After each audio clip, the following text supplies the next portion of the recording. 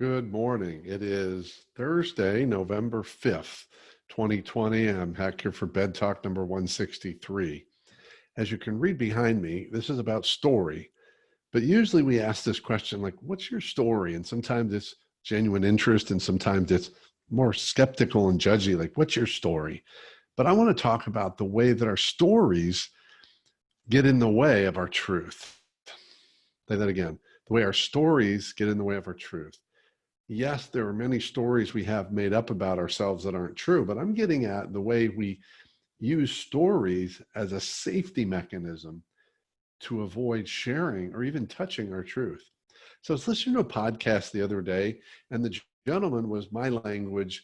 The host was processing with the guest, asking him a number of questions, helping him to discover some things, help him to move past some things, kind of like an online coaching session.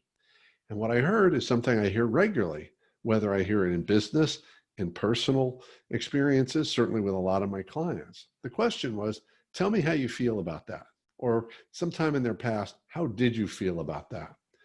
And the guest basically told the story about the events and then went into great length about the story and some of the side stories.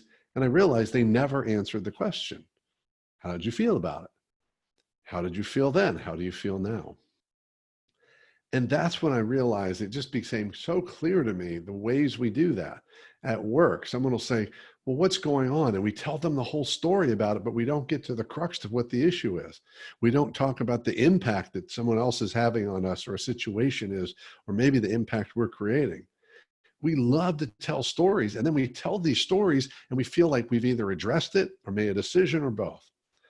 I just want you to start paying attention to your stories and how often do you actually avoid answering a direct question, but you tell a story that as a result, you didn't really answer the question, especially when it comes to things like, how do you feel about that? How did that make you feel?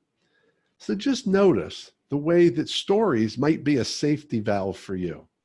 Keep that in mind in your leadership, your relationships, and your everyday living. Keep taking care of yourself and everyone else around you, and please stay connected.